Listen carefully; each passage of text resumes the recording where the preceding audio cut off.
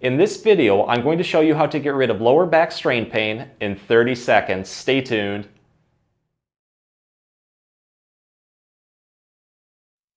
Hey everyone, Dr. Rowe coming to you from SpineCare in St. Joseph, Michigan. In this video, I'm going to show a very easy to follow 3-part guide that can quickly get rid of lower back strain and pain. In the first part, we're going to focus on addressing muscle tightness. That's muscle spasms, knots, and trigger points. In the second part, we're going to focus on lengthening those muscles to help improve pain-free range of motion. Finally, we're going to try to get rid of strain and pain for good by strengthening those muscles. All 3 of these parts work just a little bit differently, but when you put them together, you get the best of everything. As a bonus, all of the exercises can be done at home, require no special equipment, and you may find give quick pain relief even within 30 seconds. So let's get started and fix that lower back pain and strain right now. So in this part, we're going to focus on getting rid of muscle knots, trigger points, spasms, just general muscle tightness being caused by a strain. We need something soft and round. A tennis ball works perfectly, or anything that is very similar, like a handball. But if you don't have one, you can just roll up several socks into a tight ball and it should work. So we're going to start lying flat on our back next to a wall or a door. Your knees are going to be bent at 90 degrees. Press into the door with your feet. I like to wear shoes with this one too because you get a little bit more grip, making it a little bit easier to do. So take your ball or whatever you're using and place it right over the spot of muscle pain. With this one, only go over muscle. Don't go over anything bony, including the spine, because it can cause irritation. You're just going to lift your bottom up like this and then use your leg strength to slowly lower your body over the tennis ball. Press into the tennis ball to a point where it is a comfortable self-massage, but not causing more discomfort. In this position right here, you should start to feel a gentle stretching motion being felt over that tight, achy muscle. You can hold this for an extended period of time if it feels good. 30 seconds, a minute, or longer. Just take your mind off of it by grabbing your phone or a book. But when you need a breather, just lift up like this. You can do this for a couple repetitions until you feel it release, and then from there, just switch over any spot as needed. You can also start to do different motions with your body to target the muscles a little bit differently. So what I like to do is go side to side, just kind of taking my hips right here from side to side, letting that tennis ball glide over the muscle, and it usually feels really, really good. So give that a try. You can also do circular motions like this. You can do diagonal motions, anything that you feel hits the muscle tightness just a little bit better. I like to also put in some dynamic movements with this exercise to hit the muscles a little bit differently to give more relief and better results. So I'm going to take my tennis ball, place it right over that spot. Let's say I have it right here on my left side. From there, I'm going to press down and I'm going to do what is known as a pelvic tilt. This really helps open up the hips, the pelvis, and also just general muscle tightness throughout the lower back. Take your hands, put them on your hips just like this. The movement from here is pretty easy. What I like to do is tighten my core just a little bit, kind of like taking my belly button to my spine, and then I'm going to rock my hips and pelvis forward and backward just like this, kind of like tucking my tailbone. You'll notice that a lot of muscles start to fire, and this tennis ball right here will start to glide over those muscles in the lower back. It usually feels really good. I try to do this one nice and slowly for about 10 to 15 repetitions. If you feel like you need another set or two, throw one in, but you can just switch over different spots as needed.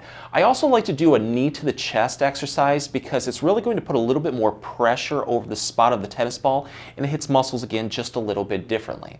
So with this one, just take one knee back like this. So if I have my tennis ball on my left side, what I like to do is take that side's knee towards my chest. It puts more pressure down into that area, but again, you'll feel a very good stretch into the legs, the glutes, and the lower back. Hold this one right here for about 20 seconds, just relax, and then repeat. Again, you can throw in another set or two if it does feel like it is helping. And then from there, I try to switch over to the other side too, just to keep everything in balance. But go through all of those movements. If any of them feel like they're offering you more relief, throw more repetitions in. So in this part, we're going to focus on improving pain-free range of motion by lengthening tight muscles being caused by that strain. This first exercise is known as the 90-90 stretch, and it's one of my favorites. It's a hip hip opener. It's also going to target tight glutes and a muscle off to the side of the lower back right here called the quadratus lumborum, a big instigator of one-sided back pain. So let's start off by getting into position. With this one, you're going to start off on a floor. One knee is going to be straight in front of you, bent at 90 degrees. The other leg is going to be off to your side, knee also bent at 90 degrees, thus the 90-90 stretch. This one is really good because one hip is going to be in external rotation and the other side is going to be in internal rotation. So it's going to focus on opening up the hips in both directions at the same time. So take your hand off to the side right here and kind of press yourself up into a very good upright position as much as you can comfortably.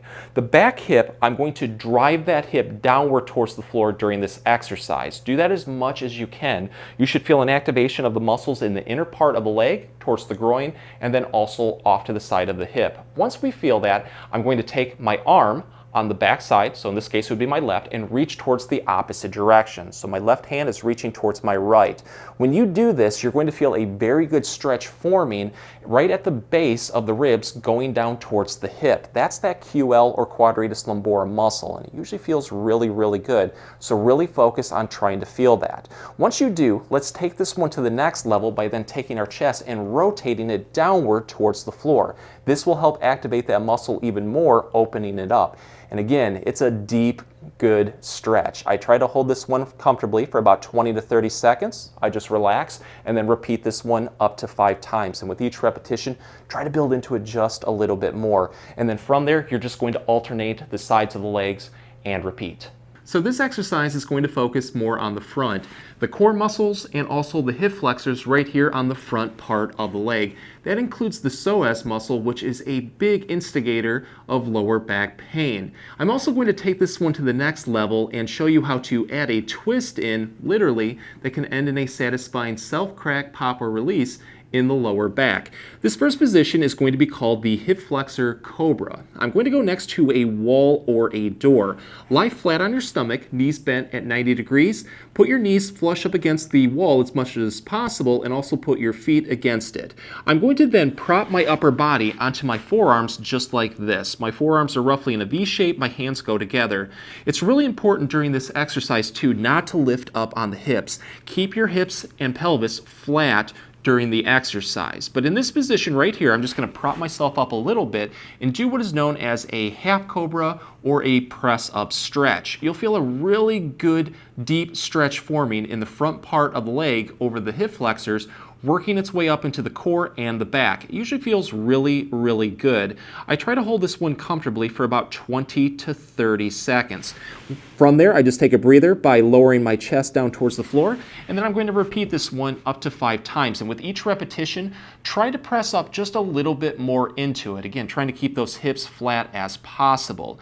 If this one right here is just not offering a deep enough stretch, you can then go into the full Cobra. So for this one, I'm going to put my hands off to my side and then press upward as much as I can. And it's a much deeper stretch. So give this one a try. Again, holding for 20 to 30 seconds, relaxing, repeating up to 5 times. And always challenge yourself to get that better stretch. How we can take the hip flexor Cobra to the next level is instead of going straight with it, angle your body in one direction. So let's say that I have a lot of left-sided lower back pain and strain going on.